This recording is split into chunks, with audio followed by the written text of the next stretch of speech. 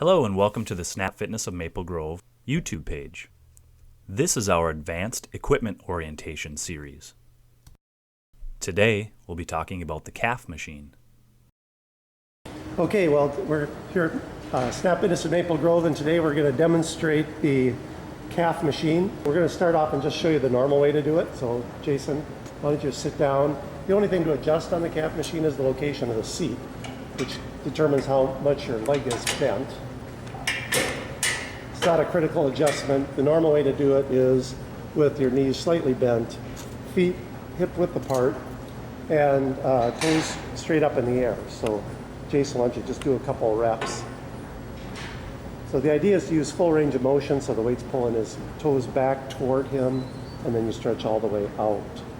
Now, there's a number of variations that you can change the way that works the muscles. You can change the angle of your feet, the spacing of your feet, the amount of bend at the knee, range of motion, or the speed.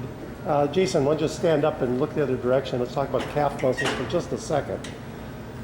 And actually, in a person's calf muscle, the gastrocnemius is the big muscle at the top. And then you've actually got another muscle, the soleus, that is partly underneath and runs along the side. The relevance of that is that the way you do the exercise can affect the way it hits those muscles. First of all, let's talk about changing the angles of the feet. So the normal way, again, is your feet or toes are pointed to the sky. If you point your toes outward, at an angle outward, that actually targets the medial head of your gastroc or the calf muscle. In other words, that inside half is targeted if you do that. If you point your toes inward and do the exercise, it focuses on the lateral head, which is the outside portion of the gastroc.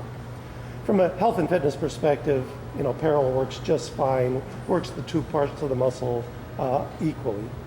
But if you're obsessed about your calves, you can do them separately. The next adjustment that you can make is to change the spacing of your feet. The normal way, again, is to have your feet, as Jason has them, about hip width apart.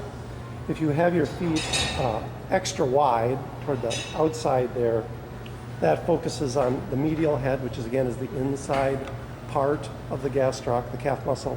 And if you bring your feet all the way in so that they're touching each other, that focuses on the inside head of the gastroc. Again, not a big deal. If you care about your calves, these are all variations you can do. The third adjustment is the amount of bend at the knee, and this might be one that your person might be more likely to actually do. Jason was showing it with his feet slightly bent, which is the normal way. That actually works the soleus muscle and the calf muscle, the gastroc. But if you back the seat up so that you can lock your knees and then do it, that takes the soleus muscle out. So it's just the gastroc. Some people feel like it feels a little bit uncomfortable. Typically you can't do as much weight because you don't have as much muscle involved, but that's another variation that you can do. The third thing is range of motion. Ideally, and Jason already demonstrated this, ideally you would like the toes to be pointed back toward you in dorsiflexion, and then to go all the way out, point your toes all the way out, plantar flexion. That's full range of motion. Some people will do that, but then come back, use a heavier weight where they can't really do the dorsiflexion and just push out, because you can use a little bit more weight if you just do partial range of motion as he's demonstrating right there. With respect to the speed of repetitions, ideally you should do this at a relatively slow, controlled speed, the way Jason has been doing it. Some people, if you're an athlete that requires jumping, volleyball, or basketball, you might want to use lighter weight. Try to do it faster. We don't normally recommend that people do that. If you use heavy weights and are sort of banging it back and forth explosively, and he really isn't at that point because he's got too much weight on it. But you can get little tears in your tendon, develop tendonitis, develop plantar flexion. So unless you have a good reason to do it, I wouldn't do it fast. We sometimes see people, members in the club, doing calf raises with dumbbells, looking at the mirror while they're standing on the floor. So Jason can just sort of demonstrate what we see. We see people go from the floor up. That's not harmful, but it's actually a relatively poor exercise because they're not using full range of motion, you know, if you're jumping as a basketball player or a volleyball player, typically you're going to be bending forward, and so your feet are going to be flexed as you come up. So again, just to demonstrate, the normal way to do it is, you know, feet hip width apart, knees slightly bent, full range of motion.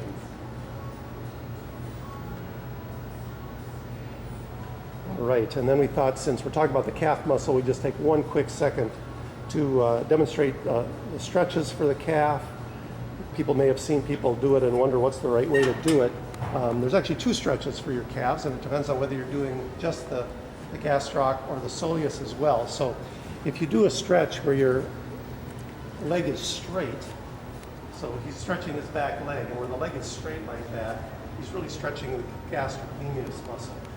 If you want to stretch the soleus, he moves that foot forward, and again, he's still stretching the back leg, and he's pressing down hard on that back leg with the knee bent, and that stretches the soleus. So if you're concerned about stretching your calf muscles, you actually should do both.